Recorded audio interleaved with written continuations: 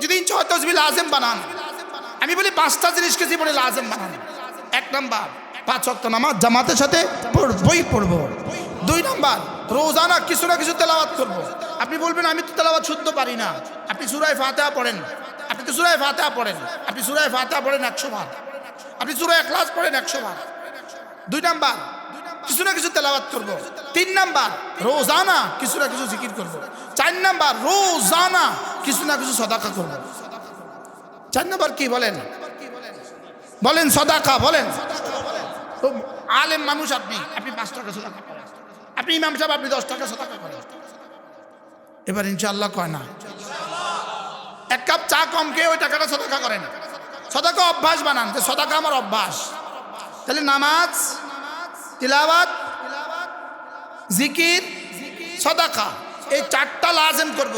5 number Rozana কিছু না কিছু দাওয়াত দিব। সুবহানাল্লাহ বল ইনশাআল্লাহ। রোজানা কিছু না কিছু দাওয়াত, রোজানা কিছু না কিছু দাওয়াত। ভাই চলো মসজিদে, ভাই চলো মসজিদে। রোজানা কিছু না কিছু কি, মাঝে মাঝে মার্কাজে যাবেন, মাঝে মাঝে তাবলীগের মার্কাজে যাবেন, মাঝে মাঝে কোনো না কোনো আল্লাহ ওয়ালাদের মজলিসে যাবেন।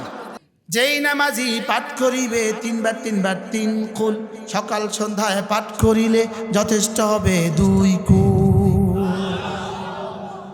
পড়বো তো? কি কি পড়বেন বলেন তো? কি কি? সূরা ইখলাস কয়বার? 3 বার। সূরা ফালাক কয়বার? 3 বার। সূরা নাস কয়বার? 3 বার। যেমন ধরেন দুনিয়াতে মানুষ যত পেরেশানিতে পড়ুক, অধিকাংশ পেরেশানির কারণ হলো হাসাদ, হিংসা। মিন শাররি হাসিদিন ইদা হাসাদ। তাহলে এর ওষুধও হয়ে গেছে। এবার দেখেন মানুষের জীবনে সবচেয়ে গুনাহের সবচেয়ে বড় কারণ হলো শয়তান। সবচেয়ে বড় কারণ কি বলেন? শয়তান।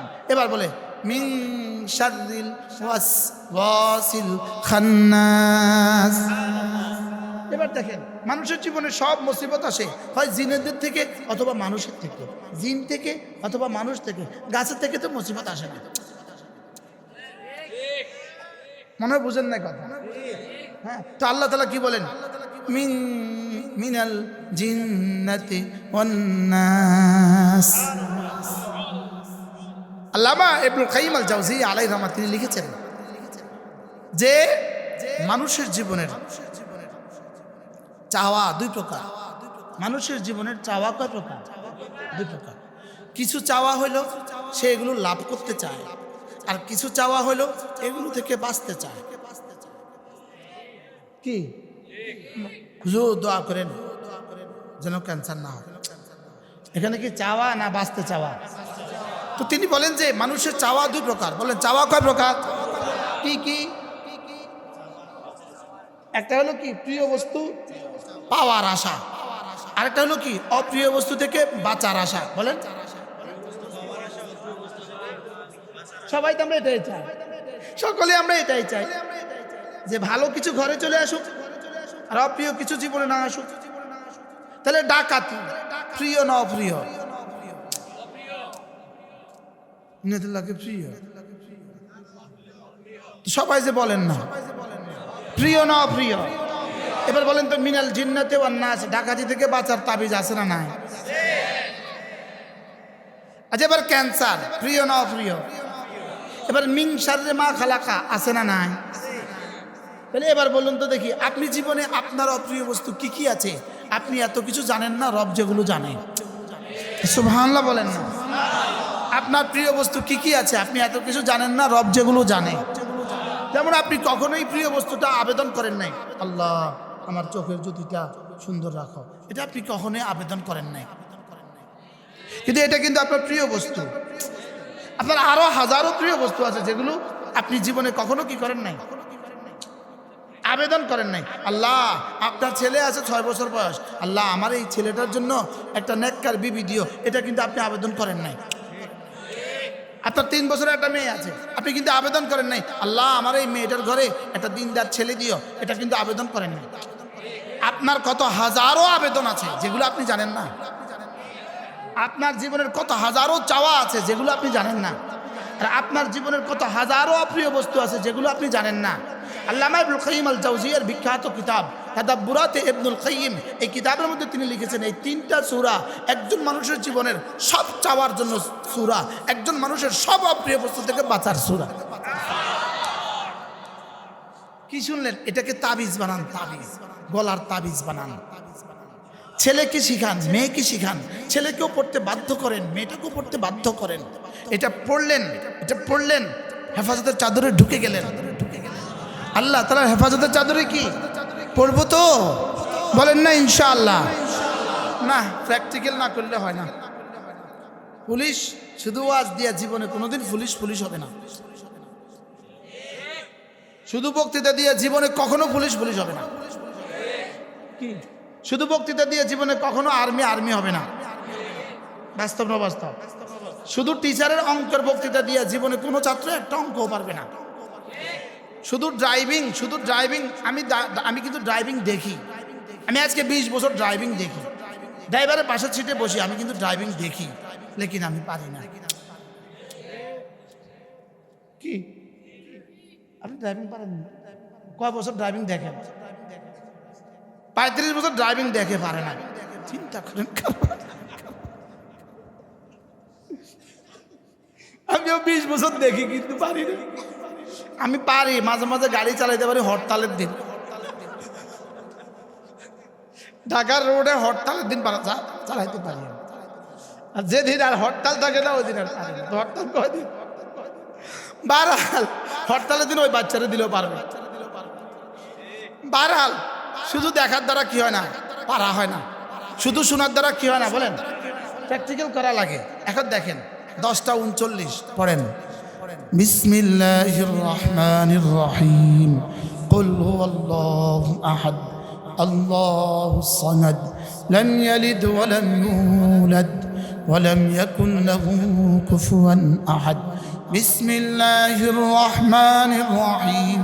قل أعوذ برب الفلق من شر ما خلق ومن شر غاسق إذا وقب ومن شر النفاثات في العقد ومن شر حاسد إذا حسد.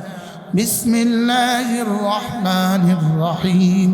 قل أعوذ برب الناس ملك الناس إله الناس من شر الوسواس الخناس الذي يوسوس في صدور الناس من الجنة والناس. 1 মিনিট। আহ 39 শুরু করছি, এখন 40। এই 1টা মিনিট সময় কি আপনি ফজরে, জোহরে, আসরে, মাগরিবে, ইশায় দিতে পারবেন না? ঘুমানোর সময় দিতে পারবো না ইনশাআল্লাহ? 1 লক্ষ বার সুবহানাল্লাহ বলার চেয়ে সূরা ইখলাস একবার পড়া আরো বেশি দামি।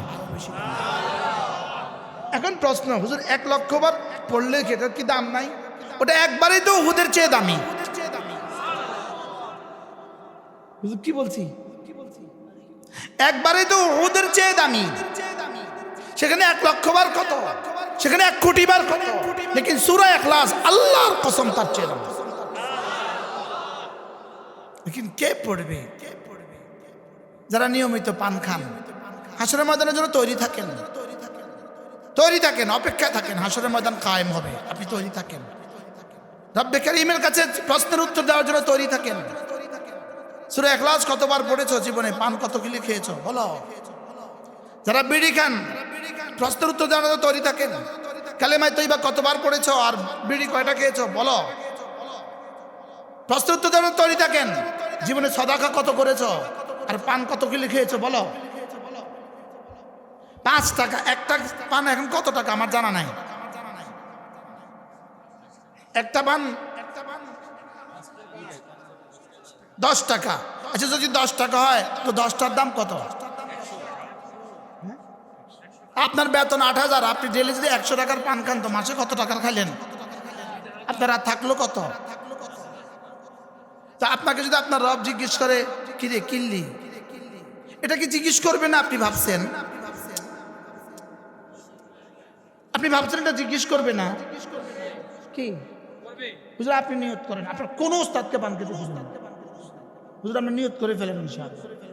আমি আমার নিয়োগের মধ্যে লিখে দিয়েছি, নিয়োগের মধ্যে যেদিন নিয়োগ হবে ওই দিন লিখে দিয়েছি আমার এখানে পান খাওয়া চলবে না। আমি ওই অপচয় করতে রাজি না। আমি এই অপচয় করতে কি না বলেন রাজি না, এই জন্য আমি লিখে দিয়েছি। আর আমার সিদ্ধান্ত বড় মোবাইল ইউজ করতে পারবেন না, আসলে আসেন না, না রাস্তা মাপেন। পান মুক্ত মাদ্রাসা, বড় মোবাইল মুক্ত মাদ্রাসা। আর আবার আগামী বছর দাওয়াত না দেন তো আমি বেঁচে গেলাম। এই 2 পয়েন্টের কারণে আপনার কাছে এসে বলবে হুজুর আগামী বছর তাকে দাওয়াত দিবেন না, এটা কোনো ওয়াজ? আপনি কইবেন যে হুজুরও কইছে আগামী বছর রাইতো না, মনে বুঝেন না। আমরা এই দেখবেন রাতে যে পরামর্শ দিই, এটা কোনো ওয়াজ? এটা কোনো ওয়াজ? এটা কোনো ওয়াজ হইল? আপনি যে সারাদিন এইভাবে চাপাইলেন, আপনি আপনারা রবকে জিজ্ঞেস করেন, রব আপনার দাঁতগুলো কি দিয়েছে শুধু এই কাজ করার লেগা? আপনাকে জিহ্বা দিয়েছে শুধু এই কাজ করার লেগা? ইমানদারির সাথে বলেন, কোরআন বুকে নিয়ে বলেন, রাসূল জীবনে কখনো শুধু পান দিয়ে এভাবে করছেনি?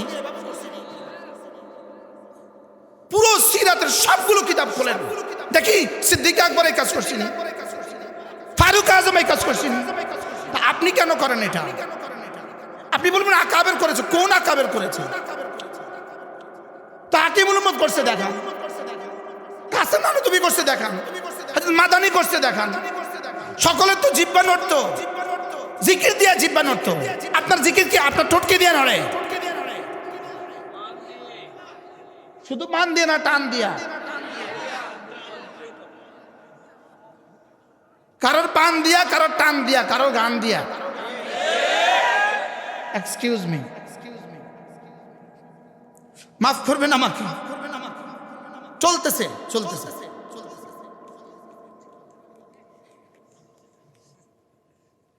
অথচ প্রতিনিয়ত তুমি তোমার পেটে ক্যান্সার ঢুকাচ্ছ। চুন কোনোভাবেই বিজ্ঞান চুন আবিষ্কার করে নাই মানব জাতির শরীরের জন্য। চুন পাথর দিয়ে তৈরি, পাথর আবার মানব জাতির খাবার হয় কেমন? মনে হয় বুঝেন না কথা। পাথর আবার মানুষের খাবার হয় কেমন? বিড়ি জর্দা পোড়ায়া খায়, বিড়ি জর্দা পোড়ায়া খায়, আর তামাক পোড়ায়া খায়, আর পানে জর্দা সরাসরি খায়। এটা আবার মাসনুন হয় কেমন? এটা আবার সুন্নত হয় কেমন? এটা আবার পছন্দের হয় কেমন? এটা আবার রব পছন্দ করেন কেমন? এটা আবার মৌলবী পছন্দ করে কেমন?